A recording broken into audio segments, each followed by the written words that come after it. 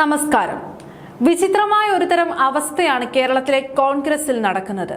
സ്വന്തം പാർട്ടിയുടെ സർക്കാർ അധികാരത്തിലിരുന്നിട്ടും ചാനൽ ചർച്ചകളിൽ വന്നിരുന്ന് സ്വന്തം സർക്കാരിനെ പ്രതിരോധിക്കാൻ കഴിയാതെ മറിച്ച് പാർട്ടിക്ക് നാണക്കേടുണ്ടാക്കുന്ന രീതിയിൽ ഗ്രൂപ്പ് തിരിഞ്ഞ് ഏറ്റുമുട്ടുന്ന മീഡിയ പാനലിസ്റ്റുകളെയാണ് നമ്മൾ കാണുന്നത്.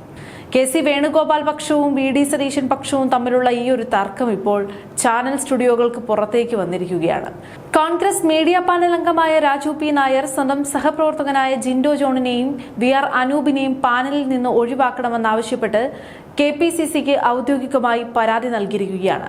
സംഭവം എന്താണെന്ന് വെച്ചാൽ ഇവർ രണ്ടുപേരും TV ചർച്ചകളിൽ CPM അജണ്ടയാണ് നടപ്പിലാക്കുന്നത് പോലും. ഈ തർക്കം ഇത്രയും വഷളായതിന് പിന്നിൽ കൃത്യമായ കാരണങ്ങളുണ്ട്. KSUവും വി.ഡി. സതീശൻ സർക്കാരും തമ്മിലുള്ള വിഷയങ്ങളിൽ വി.ആർ. അനൂപ് സോഷ്യൽ മീഡിയയിലും ചാനലുകളിലും എടുത്ത നിലപാടുകൾ കടുത്ത എതിർപ്പിന് വഴിവെച്ചിരുന്നു. സ്വന്തം സർക്കാരിനെതിരെ പരോക്ഷമായ വിമർശനം ഉന്നയിച്ചെന്നാരോപിച്ചാണ് രാജു പി നായർ രംഗത്തെത്തിയത്. സർക്കാർ പ്രതിസന്ധിയിലാകുന്ന ഘട്ടങ്ങളിൽ പ്രതിപക്ഷത്തെ സഹായിക്കുന്ന നിലപാടാണ് ഇവർ സ്വീകരിക്കുന്നതെന്നാണ് രാജുവിന്റെ പരാതിയിൽ പറയുന്നത്. പാർട്ടി പ്രവർത്തകർക്ക് മനോവിഷമം ഉണ്ടാക്കുന്ന കാര്യങ്ങൾ ആരും ചെയ്യരുതെന്ന് കെ.സി. വേണുഗോപാൽ തന്നെ പറയേണ്ടി വന്നു എന്നത് ഈ തർക്കം എത്രത്തോളം രൂക്ഷമാണെന്നതിന് തെളിവാണ്. ഈ പാനലിസ്റ്റുകൾ ഗ്രൂപ്പ് കളിക്കുന്നത് കാണുമ്പോൾ ഒരു കാര്യം വ്യക്തമാണ്: പാർട്ടി അച്ചടക്കം എന്നത് കോൺഗ്രസിൽ വെറും വാക്കുകൾ മാത്രമായി മാറാൻ പോവുകയാണ്.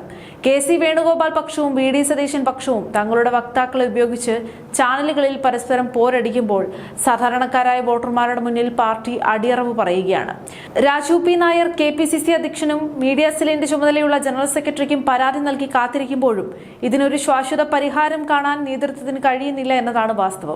ചാനലുകളിൽ വന്ന് കോൺഗ്രസിനെ നാണം കെടുത്താൻ വേണ്ടി മാത്രം പാനലിൽ ഇരിക്കുന്നവരാണോ ഇവരെന്നാണ് ഇപ്പോൾ പ്രവർത്തകരുടെ ചോദ്യം.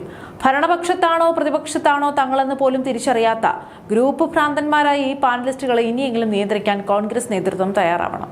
സർക്കാരിനെ പ്രതിരോധിക്കാൻ കഴിയാത്ത സ്വന്തം പാർട്ടിക്കെതിരെ വാളെടുക്കുന്നവരെ മാറ്റി നിർത്തി കാര്യക്ഷമതയുള്ളവരെ കൊണ്ടുവരാൻ KPCC തന്റെ ഇടം കാണിക്കണം. അല്ല എങ്കിൽ അടുത്ത ഇലക്ഷൻ വരുമ്പോൾ ചാനലിലെ ഈ ഒരു തർക്കം തന്നെയായിരിക്കും പാർട്ടിയുടെ മരണമണി മുഴക്കുക. അഹങ്കാരവും ഗ്രൂപ്പ് താല്പര്യങ്ങളും മാറ്റിവെച്ച് ജനങ്ങൾക്ക് വേണ്ടി പ്രവർത്തിക്കുന്ന പാർട്ടിയായി കോൺഗ്രസ് മാറുമോ അതോ ഈ അടി തുടരുമോ എന്നാണ് ഇനി കണ്ടറിയേണ്ടത്. തർക്കം നീണ്ടുപോയാൽ കോൺഗ്രസിനെയാവും അത് ഏറ്റവും കൂടുതൽ ബാധിക്കാൻ പോകുന്നത്. മാത്രമല്ല, ഈ ഒരു സാഹചര്യം CPM മുതലെടുക്കാനുള്ള സാധ്യതകളും ഏറെയാണ്. സൂക്ഷിച്ചാൽ ദുഃഖിക്കേണ്ട.